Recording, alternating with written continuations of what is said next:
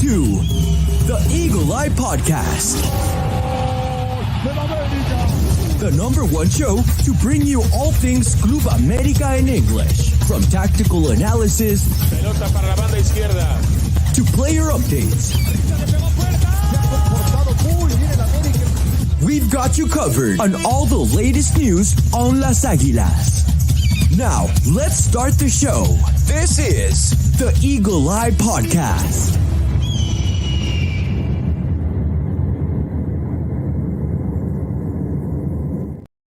Hello, ladies and gentlemen, and welcome back to another episode of the Eagle Eye Podcast. And boy, are we going to rejoice tonight as we recap that 4-0 victory, that 4-0 thrashing in the Clásico Nacional against Chivas. Who could have thought it? Not us, because we were all expecting a very, very tight game. And, well, I guess we all got exactly what we were hoping for deep down inside. And then we're going to get you guys ready ahead of the game against Queretaro, which is tomorrow, right? Doble jornada for America, making up for that second game that was postponed due to the terrible pitch conditions in Queretaro. But joining me today, we have quite a full roster. Let me introduce them one by one. It is none other than Christian Rosendo himself. Christian, how are we? Doing good, Ivan. I'm doing good. I hope all three of you are doing well. Definitely not the game we expected. But of course, as America fans, there's always little things we can nitpick at. So I'm sure we'll get into those. But overall, I'm sure everyone was very excited after the final whistle was blown.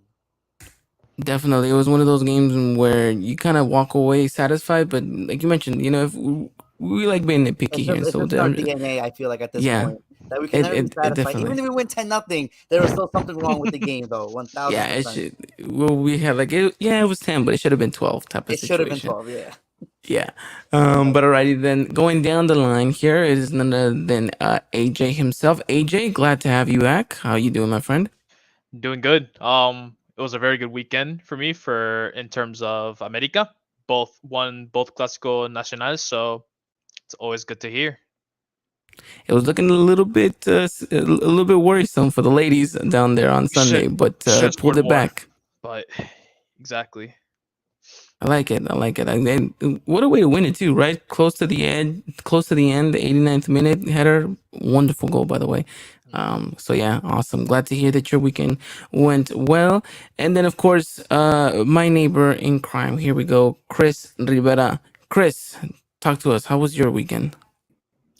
I mean, it would have been perfect if the Raiders, didn't disappoint me. But I think people are going to be used to me hearing that on this after every game. But when it comes to America, I mean, what else can I ask for? I know we're saying that we're going to probably nitpick some stuff, but I think that was probably the best game under Jardine. And that's just based on how it ended, like people would say the St. Louis game, but I feel the St. Louis game could have been a lot better. And then this one, with the way things were going, I'm very satisfied. I think there's a lot of correlations between the St. Louis game and this game that you can kind of find, parallel narratives. I think both games ended in a thrashing, but they also could have ended into a bigger thrashing. And look, I'm going to be honest with you. My whole family was rooting for that fifth goal. Now, a lot of us probably wouldn't think too much of it, and it wasn't because they wanted America to keep scoring. It was because Chivas had humiliated us 5-0 back in 1993, I believe, is what they were talking about. So they always have that in the back of the mind that Chivas humiliated us, winning us 5-0. So obviously, they were all cheering for that fifth goal, right? They wanted it was important to them to see America beat Chivas 5-0, so they can kind of get that little sting taken off of their backs, which I thought was kind of interesting. I thought, well, you know what, this is something that we can definitely talk about on the podcast. And unfortunately, the fifth goal did not come through, but it should have. Not just the fifth, the sixth, the seventh goal. I think we were very much careless in front of goal and in some place. Some decision making was definitely questionable, especially on like a 3v1 situation, which again, those things are stuff that, maybe in the situation you're up for nothing, but still you got to put those chances away. But overall, most importantly, I think all of us can safely say we did not expect an America to go out and win 4-0, but I think all of us are more than happy with the result.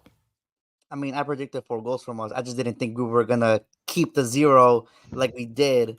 I think we should start there though. I think that's just with the makeshift defense that we kind of went into this game.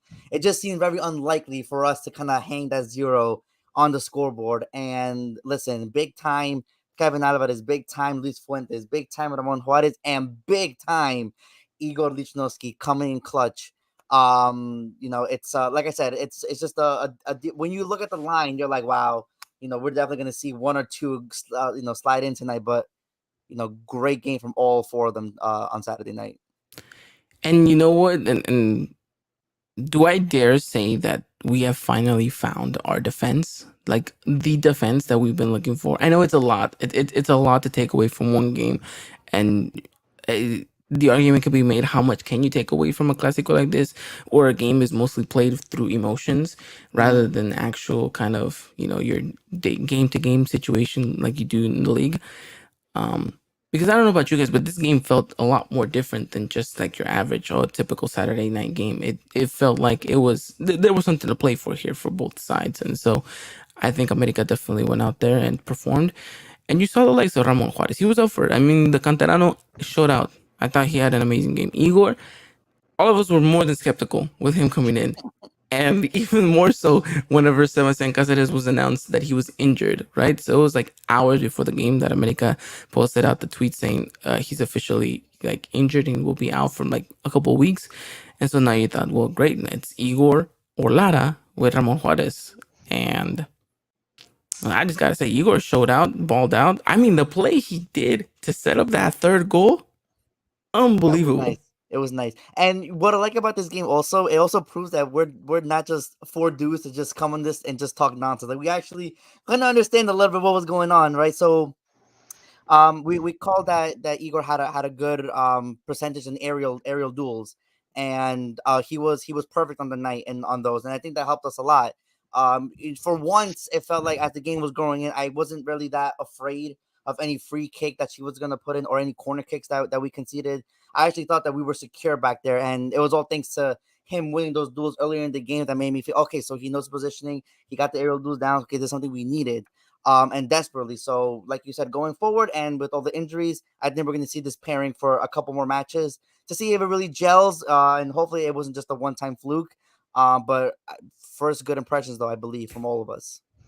Yeah, no, I think that's the important thing about it is making sure that they follow up that performance against Querétaro, which I think is going to be the difficult thing about it. But you kind of have to ride the high. And I know it seems a bit of a stretch, but you kind of have to ride it out through the end of the season, right? Make this be the catalyst of your season.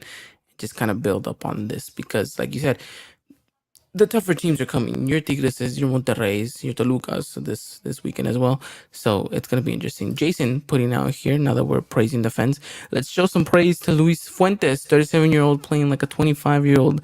God, good old 2000s Honda Civic with 200 plus miles. So reliable. I will say this: the Luis Fuentes definitely showcased out. I think he learned from his previous mistakes where he was getting completely taken care of like on that left hand side, and I think his positioning was a lot better. So yeah, shout out to Jason there for the comment. I think he's right. No, Chris, I mean, as reliable as they can get. Yeah, and I think the most important thing is that everyone's helping each other out. It wasn't just like I don't think there was a moment in the game where I saw someone just be vulnerable by themselves or anything. Ramon Juarez, like one thing I noticed about Ramon is that, talking about positioning, when we were playing him when he first debuted, he would always be caught off guard, and it's normal, right? They're young, they don't have that experience. But now it's like he's always there, ready to mark, and everyone was just helping each other out. Like it was just very good defending, and hopefully it's just not a one game thing, right? Hopefully it just every game we start seeing this because if it's just one thing or just one game, then it maybe is more of a Chivas problem than our solution. But time will tell, and everyone just did their job on Saturday.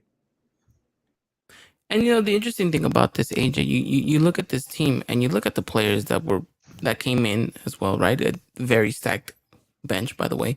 I mean, we had the luxury of keeping Henry Martin at bay, which I think was a little bit misfortunate, but it was due to that Ramon Juarez. Mhm. I don't want to say injury. I think he just kind of ran through his legs a little bit sooner than expected. But I mean, it shows that this talent, at least from the midfield going forward, there's players to come in and out. Of course, they get themselves subbed in. They just already know what to do from the get go. They just keep the game going. They knew that we still had a big advantage in goal, but they want to keep the goals coming despite not being able to just score more than just 4 goals. They always had that idea in the back. They had like, what can we do to create ourselves another good opportunity for us to get in at goal, which was very nice. You see, like in the last couple of plays when we were making like the late substitutes, these players are still pushing in to get themselves the goal. They never stopped. They didn't want to sit back, which I feel wasn't the game plan at all. Like I said, we didn't. We even mentioned the last pass where we don't feel like Jardinez should wait for for Chivas to come approach us. That's not the way. We gotta bring the game to Chivas, and that's what the players did. Every single one with the ball that they had on the feet, they wanted to just keep moving that ball forward, see the opportunities that they can create and get themselves in those good goal scoring positions. So the starting 11 and the bench players, they knew what the objective was, what they were supposed to do in the game, which was to go out and win and score goals and show how that they were the better team that night, and they proved that right to all the Americanistas and to Chivas that they're the better team. Hands down, by miles. But I will say this: it did not come easily. I mean, the first opening minutes, Chivas brought the game to us, and I think we were messaging in the chat. I was like, "Why are we playing kickball?" And it took a minute, Christian, for us to settle down and get the That's why I ball said near going. perfect. I think those first 10 minutes, we Yeah, got to give it to them. I think they came out with the right intention, just nothing was executed on their part, right? And then after we just took control of the game, which is something we alluded to in last podcast too. We wanted to see the team once they got control, don't let go of it, and I think they did a good job for 80 plus minutes. And it's something that we want to see this team keep doing, growing into that kind of, I guess, character in the game. Just be the protagonist. Just always have the control of the ball. Dictate the play, and I think that once we did that, they had no answer for anything that we were throwing at them. no, absolutely no answer whatsoever. And I think that was the important part. You're right. At the end of the day, you kind of lose sight of the little things that you kind of nitpick. Those 10 minutes, absolutely crucial. And I don't think the pitch helped them much either. I mean, it poured, it rained, like it was terrible. I've never seen an Azteca that flooded, ever. I mean, it's been years since And I've that seen anything first like that. play where I forget, it was Quinones and someone else. I forgot who it was. Also, Yeah, dude, they were like they're about to go swimming, both of them. yeah, literally, they It was were. bad. It was bad, and I Chris, thought, wow, if this game's gonna be like this is gonna be an awful game to watch. But thankfully, it turned out to be, it was actually pretty fair. I think the ball didn't cause much problems. I think the pitch as the game went on, I think it kind of let itself, be a little bit more playable. So at least that was good for the players, obviously, and for us as the ender, the spectators. Definitely, Chris. It was raging waters out there. We saw everyone slipping and sliding. But, I mean, ultimately, what is your key takeaway from this game, besides the fact that we kind of secured it at the back? I think it was that, I think I can't get away from the fact that we were key in the back. Because I think, I don't remember everyone's prediction, but I think everyone had us like receiving one goal, right? And I think we became very comfortable just saying like, oh, we're gonna get scored on because the defense isn't good. But we didn't. We got a clean sheet, and it was a very good clean sheet. It wasn't like a fluky clean sheet where you're just like, oh, the goalkeeper saved a majority of the shots. No, they didn't really like get approach us that much. It was just a very good defensive game, and I think it just has to continue like this. And I'm very optimistic we can get like this. Obviously, I know we're praising Luis Fuentes, but I can't avoid his age and how slow he can be. I can't avoid that.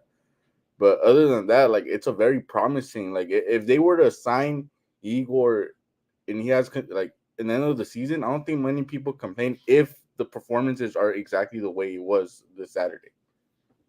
Yeah, and I think that's the important part, right? The if that he has to continuously showcase that. And look, he has a great opportunity, right? Nestor Araujo confirmed out for the rest of the season. That's one less player in the pecking order. So it's gonna be interesting to see how Igor takes these opportunities. Like we saw a great game, right? A great game against Chivas. Follow that up with Queretaro and specifically against Toluca. I think that's gonna be the biggest test for all of these players again. And you guys mentioned it, right? It was a great clean sheet. I think everyone did their job. Malagon maybe had one really good save that he had to make, and he made it. So overall, I think I don't want to say tens for all the defenders, but definitely high eights for most of these guys because That's it fair. was yeah, no, it was a very good game, and I don't think we've had a good defensive game in boy, God knows how long. Yeah, I So know. Probably since it the it, St. it Louis game. yeah, yeah, and you know what the interesting thing is that when you compare the St. Louis game and the Chivas game, the difference is I think Chivas did more than St. Louis. So, if anything, I think Chris is right. This is probably the best game that America has had under That's a good Jardine one. because of the rival, because of the situation, and because I think against St. Louis, they didn't really put their hand in the fire. They kind of were just like, yeah, we'll see if anything happens. Nothing happened for them, and so be it. But Chivas said, at least they had those first 10 minutes, and they were chipping away a little here and there, Right. but like we contained them, and I think for the most part important. Now you guys mentioned it, AJ specifically saying that it was important that this team did not sit back and continued attacking. And I think that's something that we saw from the get-go, right?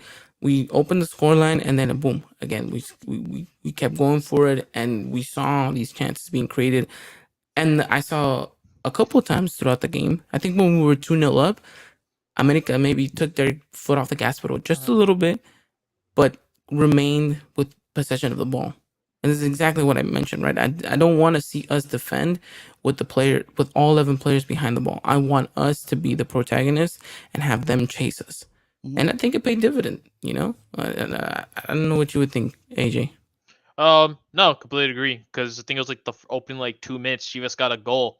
Thankfully, it was ruled offside, but then it was like already the back of my head was like, let's not start this again because it was a 2-0 lead. It's the most misleading lead in all of football. So when I saw that Chivas score, I was like, don't tell me like the defense is just gonna then start breaking out completely. Or Johnny's like, all right, let's sit back. No, thankfully, when the goal was ruled offside, I think that was also just a wake call for the defense. It's like, hey, get it together. We got another 45 minutes to play. Let's continue how good we were doing in that first half, and just keep the defense intact. Which thankfully that's what they've been doing.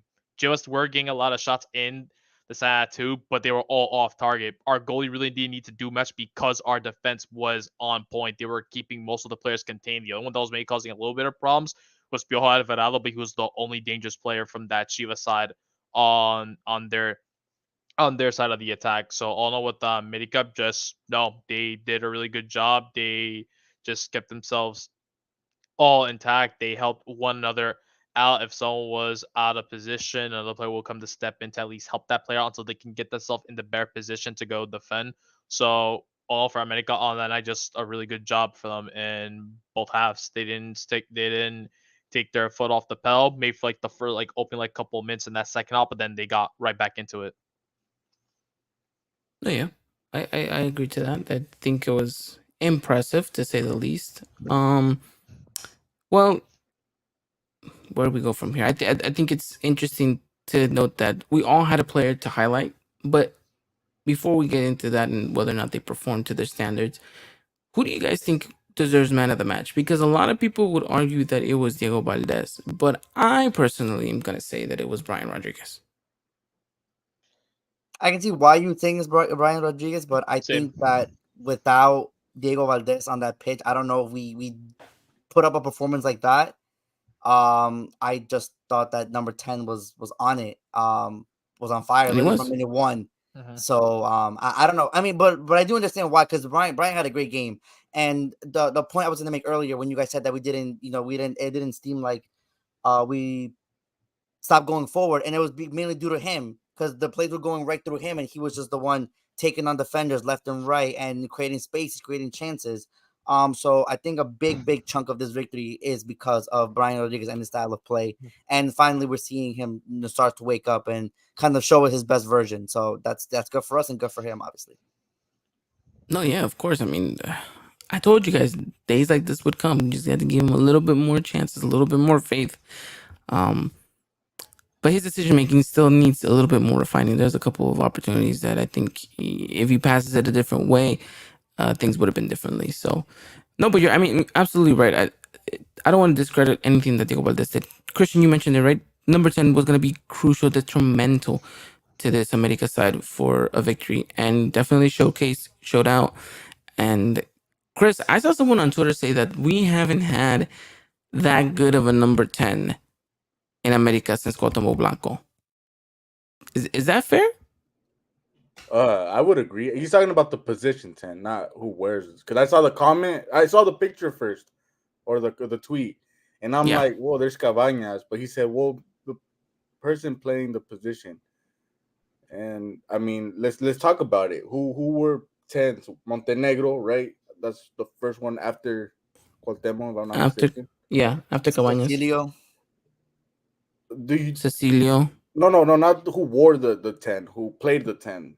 De Reynoso played the 10? No, after Cuauhtémoc. After Cuauhtémoc. And Reynoso was an 8. He was, I had a feeling. Yeah.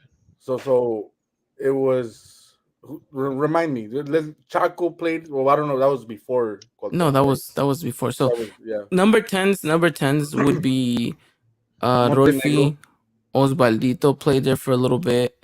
Would you recommend, would you look at Sambuesa as a 10? No. He was more too wide. Yeah, he was more to the left.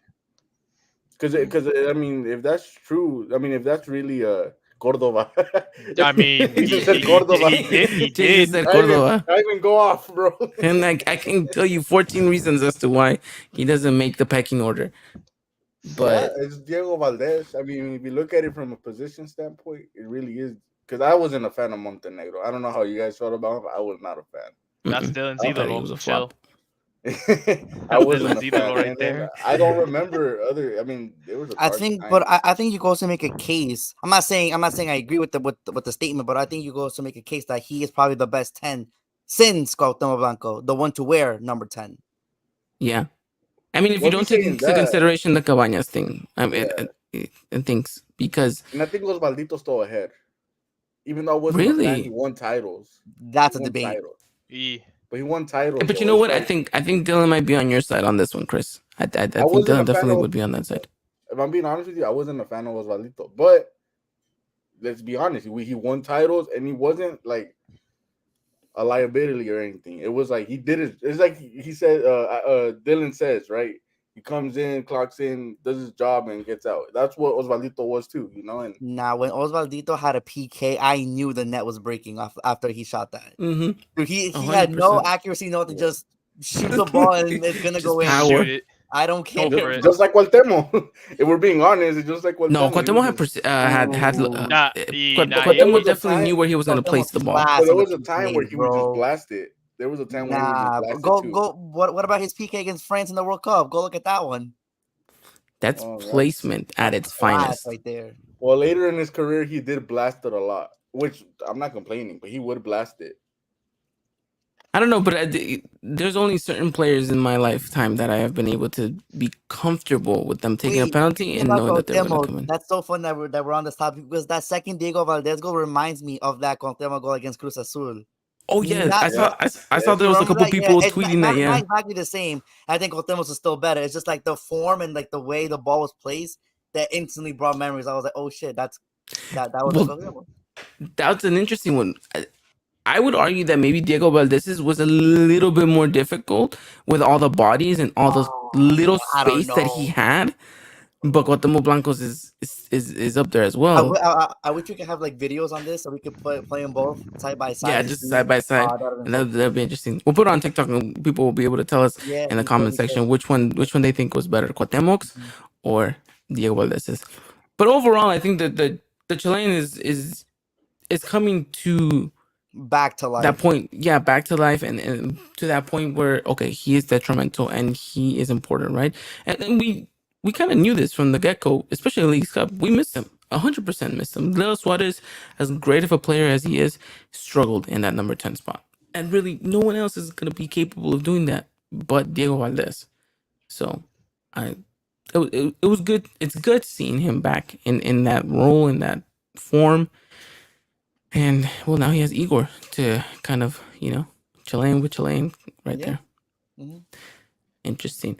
But overall, I mean, once that third goal goes in, you're thinking to yourself, what can we do now? Right? Like you just felt on top of the world. Then that fourth goal comes in, and you're thinking to yourself, well, this is another Cruz Azul waiting to happen. I And wish. then, no, yeah, of course, of course.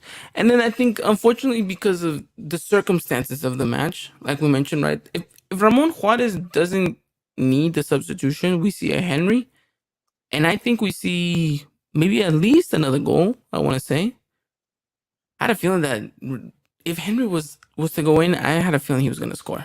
I think if Henry was a player instead of Cabecita on that 1v1, I think he would have he would have made that. Yeah, I think he slots at home too.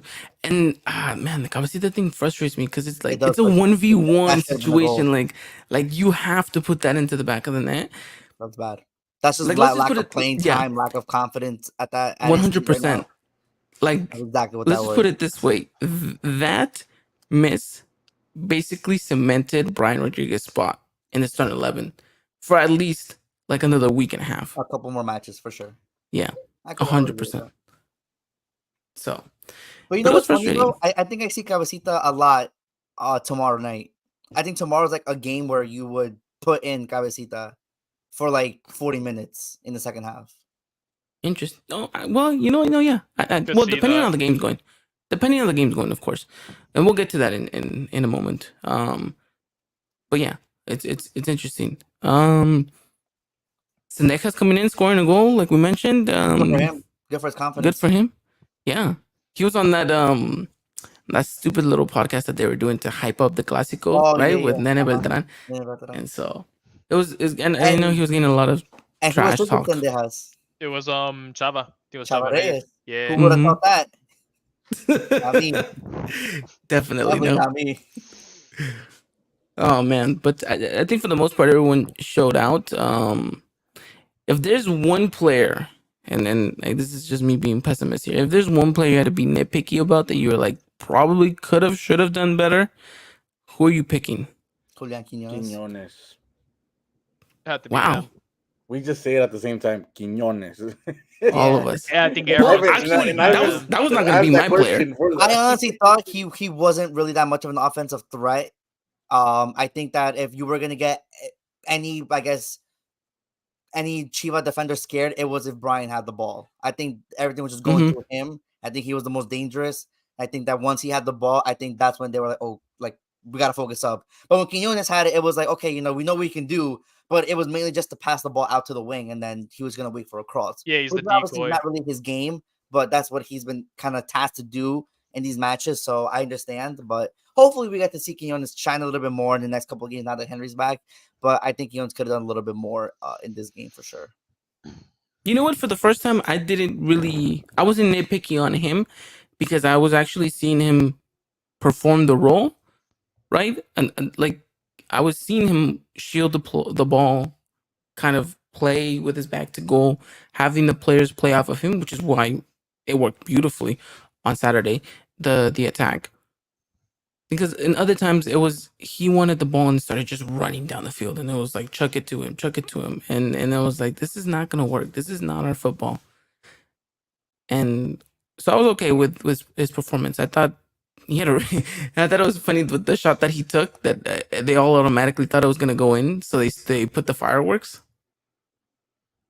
I thought that was pretty funny.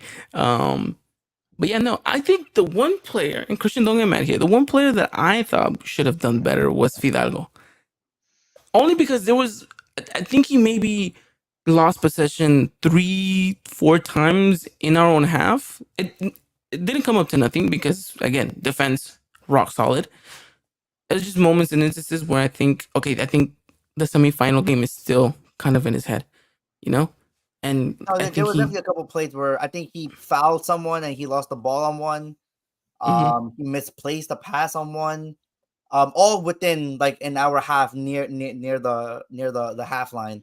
But But yeah, I mean, yeah, I would agree with that. I think that he could have done just a bit better. I think Jonathan dos Santos though was amazing.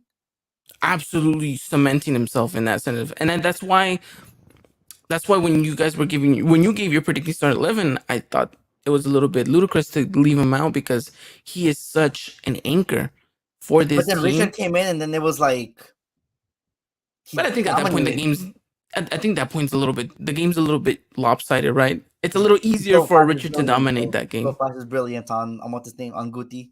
On good, he had the little step back. Oh, amazing. No, I agree. I think that that there's Jonah 100%. Look, he is the highest paid player in America right now, right? So he's kind of playing like it. So I mean, it's I'm okay with it. I like his performance. He's somehow maybe found some second win here, AJ, in his career, and a lot of us were not happy that he signed on. We all thought we were going to get rid of him after Mhm. the end of the last season. Now he's our captain. Look at that. He's proving it. Guess he wants to put the American Easter wrong. Give it a second chance, and he's making the most out of it. Which good on him. I can't even be mad. Like if he was gonna leave, then I was like, okay, good, nice. But then he's staying. If he's performing like this, I'm like, hey, I'm not complaining. Be our captain all you want. If you could perform like that day in day out, I'm fine with that. 100%, 100%. Ricardo out here saying America is unstoppable as long as those bums Araujo, Layun, and Lara are not on the pitch. Although Lara was on the pitch, so maybe Lara's proving to You're be still part of okay. that. Yeah, I think we're still okay with him. And then he goes, Malagon is such a breath of fresh air, unlike La Coladera Ochoa. I think Ricardo just comes on here to troll me. He knows that's my soft spot. That's my weak spot right there. But he says Jogo Bonito equals America, and I think we're starting to see a little bit of it, right? That game that so much eluded us against St. Louis. Now we're finally getting to see a little bit more of it. But anything else you guys want to add on, and besides this Clásico Nacional that we've talked about? We talked about what worked right, some of the things we didn't like, but overall the good stuff. Anything else you guys want to add? Chris, AJ, Christian, anything? I'll just add in.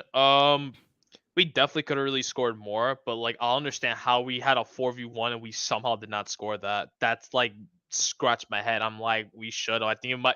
Unfortunately, it was my boy Little Suarez that like messed it up too, and I was just like, come on, I had to do like the extra pass, and then you probably might have scored. I Like, actually think that it was Brian Rodriguez's fault because he should have passed it yeah. to Diego Valdez on the Mhm. other side, and he could have squared it for either Leo or Quinones.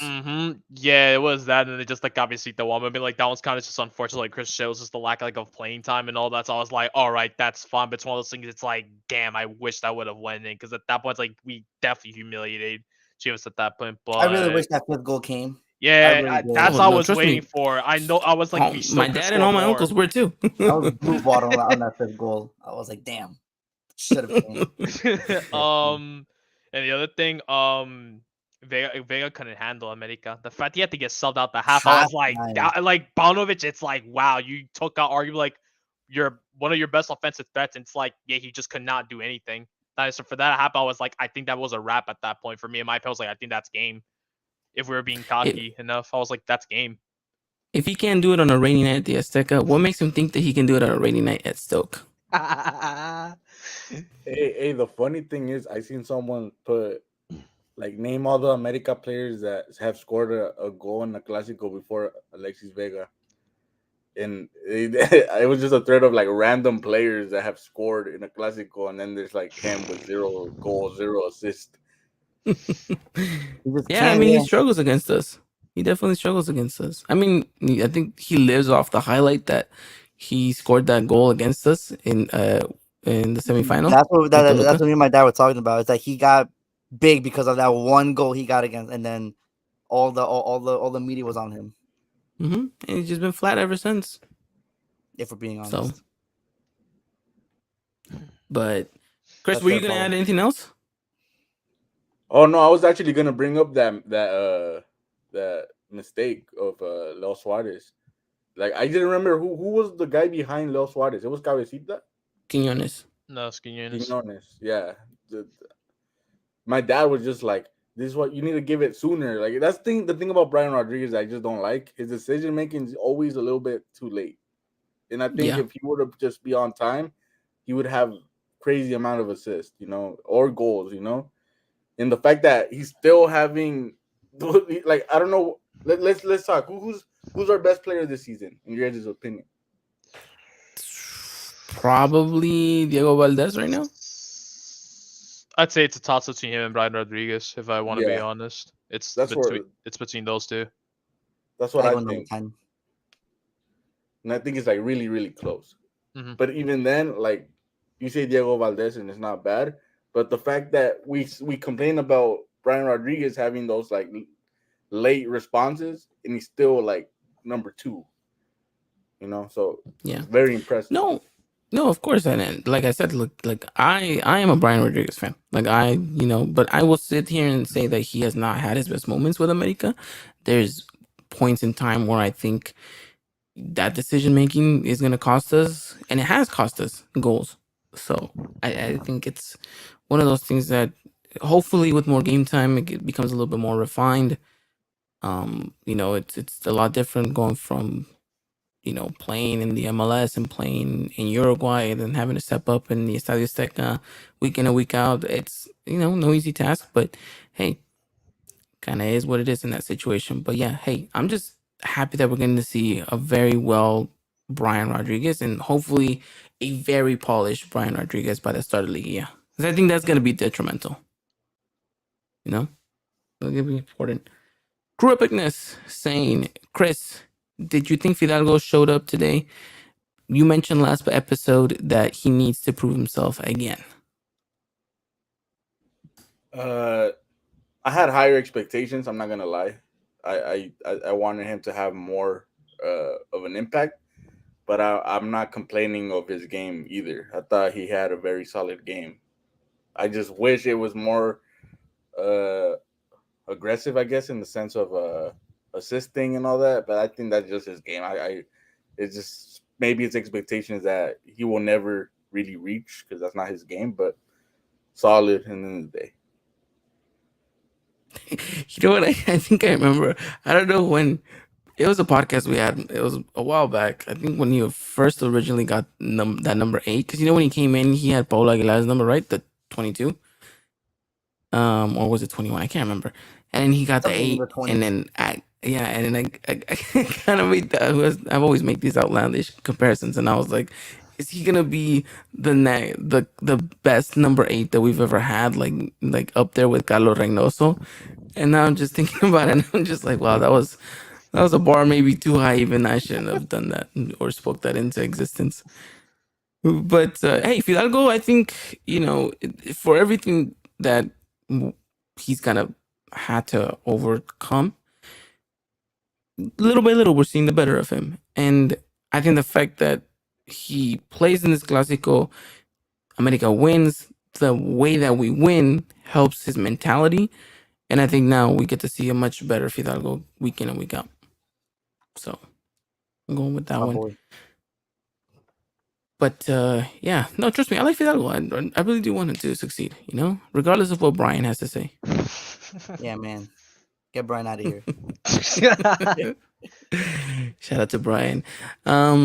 But all right, I think that pretty much wraps it up for the Clásico Nacional. Now let's talk a little bit of team news. I already alluded to it. Néstor Araujo confirmed out for the rest of the season. Does that matter? Are we even torn ACL? I think so. He has to go through some surgery and he's out for 7 months. So, I mean, and to be honest, are we devastated or celebrating this? It's kind of where I'm at. I don't think we should be celebrating a player getting injured. Not in the sense that, yeah, but, of course. I know what you mean. I know what you mean. Well, Crew Epicness is celebrating it with me. The only thing is that I wanted him gone. Yeah, and honestly, he should have been gone over the summer. I think that he just got too greedy, and that's why he's still here. But hopefully he has a good recovery and his career can continue elsewhere, just not here in America. Go back. You know what the worst thing about it is? No? Yeah, no, but the worst thing about this is that you're not even gonna play him, and then he's still eating up that salary, and that is what frustrates me. Jesus. Rick, actually, Mr. the Jersey man himself, saying, been listening, just reminding everyone that Ivan and I were the only ones on the Brian Netta. Yo. We still got seats available. There's time to join us before the Yeah, he's right. So I'll hop on board on the Brian Netta. So it's gonna be a fun ride. And I mean, all I see on my timeline on Twitter is him with bringing that ball down, which is like a feather, and then taking on also like with that feint. Absolutely amazing. That's all I've been seeing on my timeline, and I think it is one of the plays of the game. I think it just shows you the level that he's at right now and the confidence that he has. Yeah, Which that's is good 100% because confidence right there. literally 100%. you're peaking at the same time that your competition is back. It's like you can't let this go now. It's up to you. It's yours 100%. to lose basically at this point. 100%. Imagine coming into the next international break and it's Cabecita who doesn't get called up, but Brian is. I mean, it could be a reality. Funny how the world works. 100%. Any more club news updates in regards to that? I think I only have that, the Araujo thing. Chris, I don't know if you've seen anything different.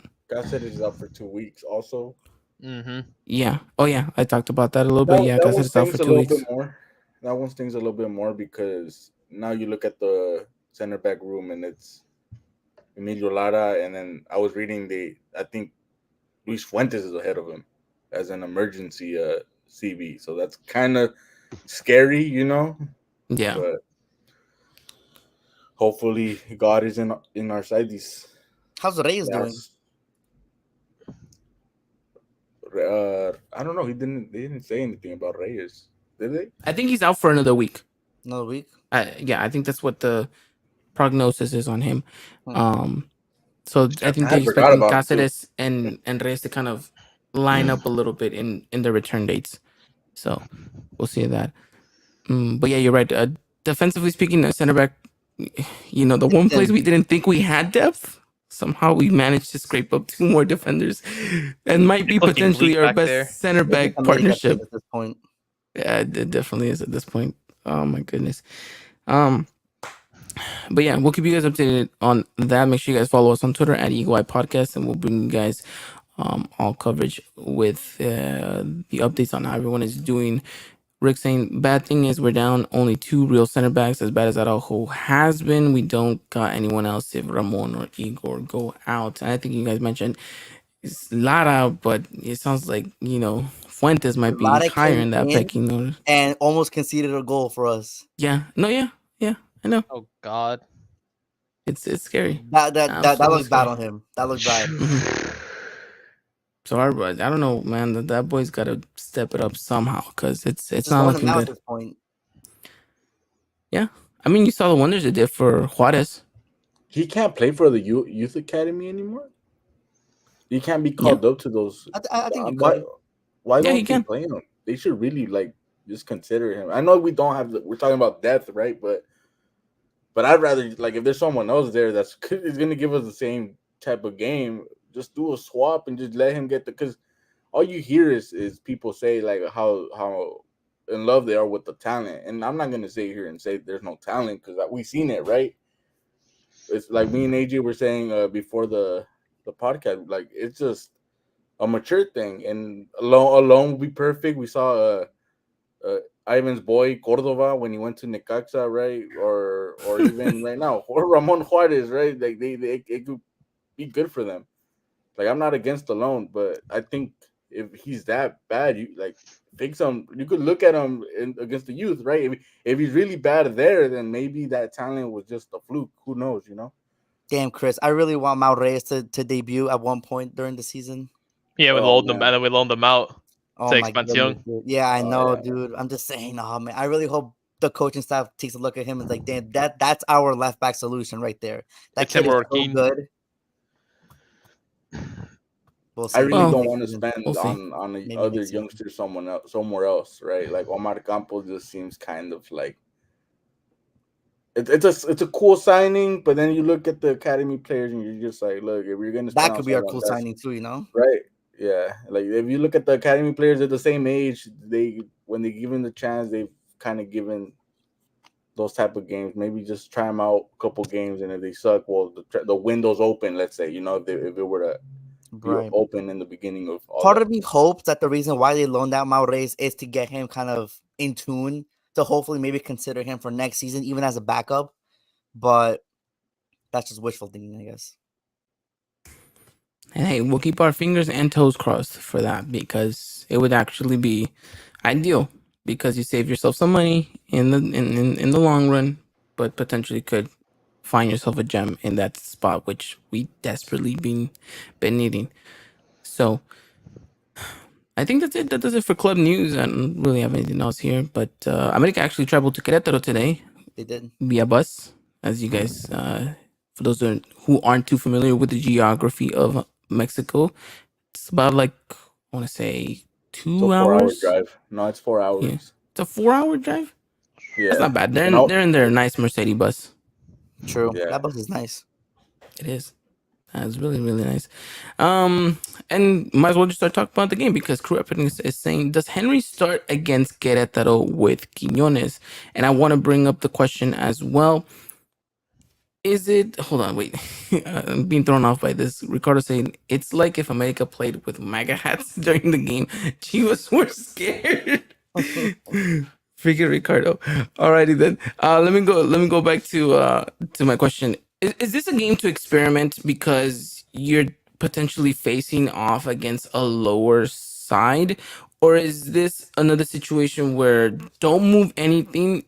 It worked out perfectly against Chivas. Let's keep building that momentum. It's tough. Part of me is saying that, equipo gana repite. But then again, we have a really tough game on Sunday. And, I think it'd be Away. a perfect chance to kind of maybe rest one or two players.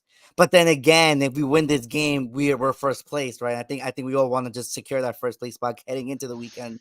So play your best line. But then you have players like Diego Valdez and Quiñones and Fidalgo who need rest time. So I think there might be a perfect opportunity to kind of maybe start Jonah Richard on that. Maybe put in Henry for like 50 minutes. Cabecita, maybe even Sendejas, get him to start. It's a good thing we have options. So I think we'll see a mixed lineup, but I think that we'll probably start a lot more of what we saw Saturday than maybe just completely do a makeshift lineup. Okay. AJ? Yeah, I agree because remember after Toluca, it's on the Clásico Capitalino against Yeah. Pumas. So it's one of those things like for Toluca, put your best lineup on there because that's most likely the same that we're gonna be seeing against Pumas. So Right. it'd be nice for every player to get some game time against Querétaro. I would love to, especially if we want to maybe experiment for a bit. But then comes the thing like Christian mentioned, we got just to get in first place. We kind of would love to be in first place right now, but it wouldn't hurt to give some of the players who maybe been like out for something like your Henry Martin, your Cabecita Rodriguez, give them some minutes time to get themselves accumulated and get themselves back into the team. All right, Chris. Yeah, I think we need to see a mixture of players. I think if this is the game that if he wants to experiment, like I don't have an issue with. I think Henry Martin. I don't think he starts. I think we shouldn't start him. I think we need to. One thing I hate about coaches is that they rush players in, right? And I don't think Jardinez is that type of coach. I think that's the worst thing that you could do, especially when you're starting to see a pattern of injuries. I think you got to give Quinones, and plus, we talk about playing Quinones with Henry. That would probably bench Brian Rodriguez, and do you really want that right now? Like, Probably I don't not. know if you want, I don't know if you want to do that. And if Henry gets hurt again, we're gonna be in a very weird situation. So for me, I think we see a mixture, but we don't see Henry start. I think he comes in second half, maybe 15 minutes, 20 minutes at least. But there's a question I want to ask you guys because I forgot who was here. I don't think AJ was here, but I think Christian and Ivan were here. Do you guys remember after the Cruz Azul game? I asked you guys about points in September. So we won Yes. the game against And I was Cruz just thinking about Azul. that too. We won against Cruz Azul and we won against Chivas. Now we got Querétaro, Toluca, and Pumas for the rest of this month. I don't know what you guys was what you guys said, but you guys were very like you guys weren't very positive. You guys kind of like, oh, that's a tough road. I don't know if we could get the points with the way we're playing. Now after those two games, how do you guys feel and what is your prediction now? To be honest, I kind of forgot my prediction. Oh yeah, I forgot the prediction too. I'm not I gonna lie. remember Let me mine. I Not remember gonna mine. lie, but So I think I said something around like 11 or 12 points, maybe something around there, maybe. I don't know. yeah, I have to go check the podcast again. I think me and Christian kind of landed towards the middle ground of like, I okay, mean, so I'll say this much. I think I'm still in the same tone as I don't know because even after impressive win like that, I still think we're a big if because it's Mhm. if Igor continues to play this. It's if Ramon Juarez continues to play this. It's if Brian Rodriguez can continue this form. If Diego Valdez can be our number 10. If Julian Quinones can rise up to be that Quinones that we all want him to be. If Henry Martin comes back to be Henry Martin. You know what I'm saying? So I think we still need a couple more games to kind of really figure out what we're gonna do for the rest of the season. But I think it's to answer your question. I think I would answer yes. I am a little bit more optimistic, but I'm still trying to tread water still because I still think we're a big if. Yeah, I think Christian puts it perfectly there, right? We're still in the point of the season where we need to turn ifs into certainties. And I think once we get to that point, then, I think all of us will feel like we're in a better situation. But I think, like I was mentioning, me and Christian landed towards, I think, the middle ground of like 10, 13 points, somewhere around there.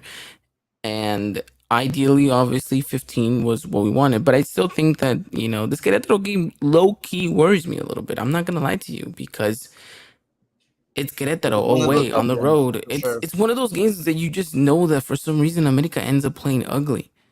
And sometimes, we don't get the best results playing ugly. And so, we're susceptible for a draw. Let's be honest. It's that's why I said it's important to kind of ride the wave. So I'm still sticking in that middle ground, but of course they just basically picking off what Christian said, a lot more optimistic. So But does the way you look at the opponents change? Like I know you just said Querétaro, you're kind of, but what about Toluca or your Pumas? Like, Yeah, I'm still the same way. I'm still iffy about them. Pumas is playing really well. They just had a great comeback win against San Luis. and San Luis is number one right now, Right. And so right? to me, Uh, it just shows that they're gaining confidence, they're gaining character. So that's always tough to go against. And obviously it's a Clásico too, right? So you never want to go into those thinking that you already have the win. And then Toluca is very high scoring as well, so that'll be a good test for our defense. Like I said, if Igor can continue to play, if Ramon Juarez can Yeah. continue to be stellar. So I think I look at the games the same. I still think they're going to be three very, very hard opponents to kind of overcome.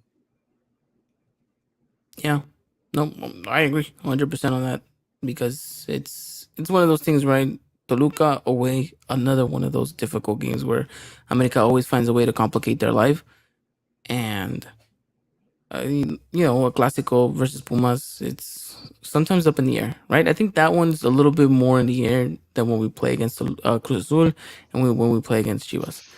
So we'll see what happens. Of course, we're optimistic either way, but again, we'll see what the case is. Now, I kind of want to backtrack a little bit to what we were talking about in regards to um, you guys wanting to alternate a little bit. And Chris, I think you mentioned, right, if this is the game that he wants to experiment, then so be it. I don't want that to be the case because remember the last time we won 4-0 and we let the manager experiment? What happened against Columbus? Did not end well. Okay. Yeah. So maybe we continue that. Start the same starting 11. Give them 60 minutes, and then you have 5 substitutions. Use them wisely. Use them smartly.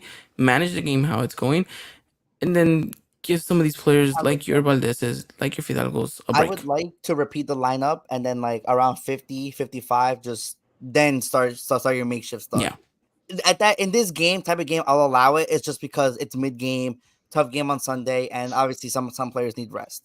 So hopefully by that time we should have the game pretty much sealed up. And obviously, we'll see what happens. But it's one of those games where I think you're okay with it. You'll allow it. It's just for the pure sense of resting, and we need to make sure we're 100% for Sunday. No, I agree. I agree. There's rotations that have to be made and all that stuff. I just think that I just don't want to repeat a Columbus. That's it, No, I really. know. That's my biggest worry. It's good And weather too, from what I'm reading in Querétaro, so we don't have to worry about rain or anything. If it was raining and you kind of try to avoid injuries, I guess then I would disagree with you guys, but I get it.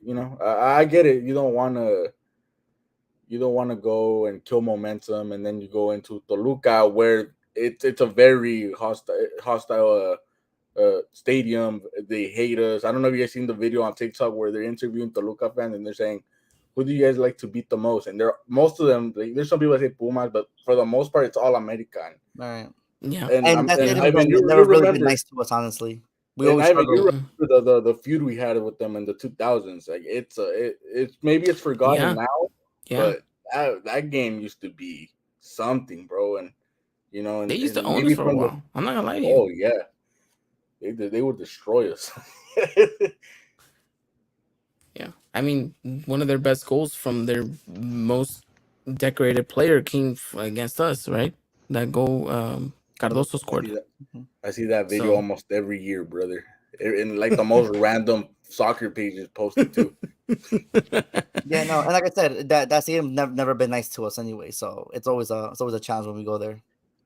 yeah, Been I there, mean, we'll see. witnessed it, and we lost. So yeah, lost 3-2. So It's just like I know what I'm talking about. I It's I not I I, nice. I have experienced it. So Yeah, yeah. so gotta make sure we're close to 100% as possible. No, yeah. So that's why I'm a little bit cautious to rotate. But I mean, I won't be up in arms. I understand the bigger road ahead, right? And the importance of keeping everyone fresh. And I know they monitor these players with the latest technology and yada yada yada. But I just don't want to kill the momentum, and I definitely don't want to see a repeat of the game against Columbus because you guys mentioned it, right? We win against Querétaro, we sit first place, and who would have thought that? And that's what I was looking at the table. I was like, who would have thought with this game in hand, we sit first place? Like with the way we were playing, with all the criticism, with everything that we were throwing at Jardine, could easily be sitting at the top. Christian, you're muted. Oh, it's games like this that'll get you that first place spot. Exactly. And as easy as it is to get first place, it's as easy to not get it and finish third or fourth. Exactly. So this is important, if not crucial, So Want to know the funny thing about us being potentially first is that our first loss was against Juarez, and they're second. It's oh like yeah. now looking at it now, it's like okay, even though it was like I was pissed. I was in Mexico, mad at the whole subbing in all the The youngsters at youngsters Chamacos. and once, yeah. But Chamacos. looking at it now, like we didn't lose to a bad team, so and we're gonna be ahead of them. So Hopefully. I don't know. It's a weird season. So far it's very weird. On paper, stuff doesn't look like it on the field, but I guess that isn't bad if what matters is the result, right? Yeah, like we talked about in previous episodes, and then of course ultimately building momentum for Liga, which is what matters. And like I said, let the Chivas game be the catalyst and kind of ride it through into Liga. That's gonna be an important part. So we'll see what happens. But okay, gentlemen, let's talk predictions here before we wrap it up here. So talk to me, AJ. What is your prediction for Wednesday's match against Querétaro? Honestly, it's gonna be a scrappy 1-0. Just something about this against like Querétaro. I just feel like we're gonna have to like fight so hard just to get that one goal. Even though Querétaro like not playing like the greatest of football like right now, I just know they're just gonna give it. They're just gonna give it their all, especially when it's the away game at the Corregidora. So I'll go with that 1-0 win for America. 1-0 for America. Hey, I'll be happy with that. I'll take a scrappy win in this situation. Like, I get it. We showcased out against Chivas, and all of us want to see that, especially AP Jr., because he's saying that he's not convinced with Harine. Only if goleamos again next game, it's still fuera baños, fuera bathrooms. So, but I understand that everyone wants to see another 4-5-0 against Querétaro, right? Because on paper, right, we should be demolishing them. We just know that that's not going to be the case. So I'll take a scrappy win, AJ. I definitely will. Christian, what's your prediction? I'm going a little bit scrappy too. I think we win 2-1. 2-1. All right. Looks like Igor and Juarez aren't able to keep up that clean sheet. Unfortunate. But hey, might be Igor scoring the winner. So we'll see. Alrighty then. Chris? 1-0 as well.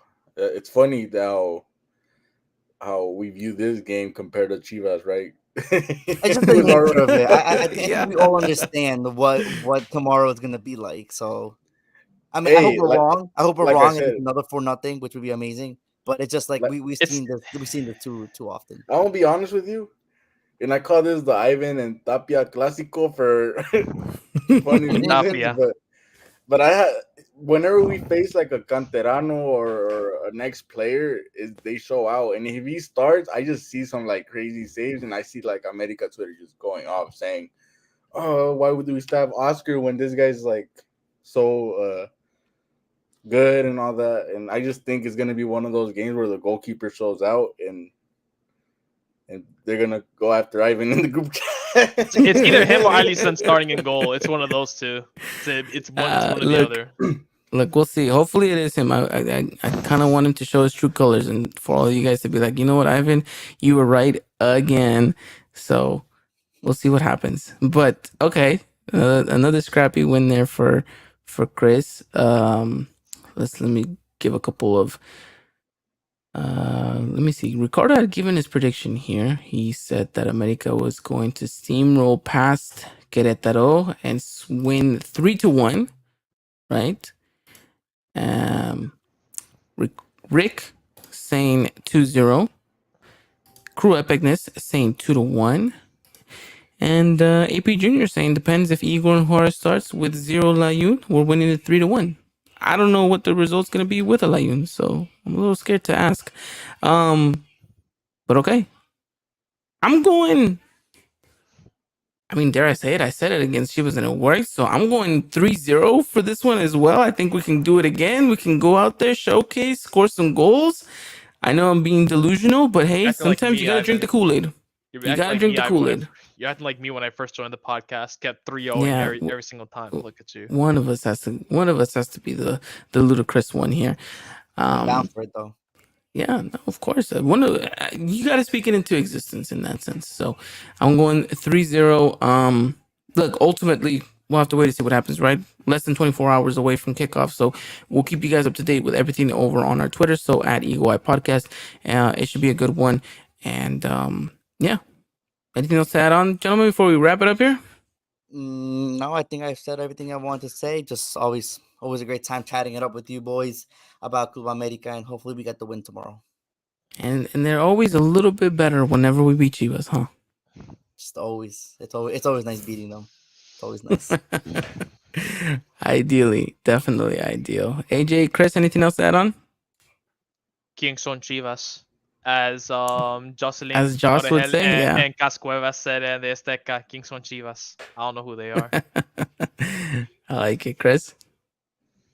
Oh no, nothing, man. I was gonna bring up that exactly, how we won back to back. You know, that's perfect, bro. That's just the perfect way to have back. That's the perfect America weekend. But damn, did they frustrate me, I was talking crap to all my Chivas friends, and I told them, bro, we beat you guys in both genders. Like, you guys suck at everything. It was a great weekend for us. America Varonil won, America Femenil won, Nestor Araujo out 7 months. No. You can't get better than this, right? Oh my god. Absolutely. Well, I'll just say this much. Thank you guys for coming out. This was great. This was fun. We'll talk more America later on during the week. If not, then next week, of course. And then just keep an eye out on all our social media platforms. We'll keep you guys up to date with that sense. With that said, thank you so much to Ricardo, to Rick, to Crew Epicness, to AP Jr., to Brian. I know you were listening to this. Dylan, everyone, thank you so much for coming out, joining us, and then being part of the live show too. It's a lot more fun when all of you guys interact. So thank you again, and to all of you guys listening on any podcast platform, thank you again for subscribing, and we'll talk to you guys soon. Alrighty, guys, you guys take care, be safe, and as always, arriba America. Good night. Ladies and gentlemen, this was another production of the Eagle Eye Podcast. the #1 source for all things Club America in English. Make sure to follow us on Twitter and Instagram at Eagle Eye Podcast and get all the latest news and coverage. And subscribe to our podcast wherever it is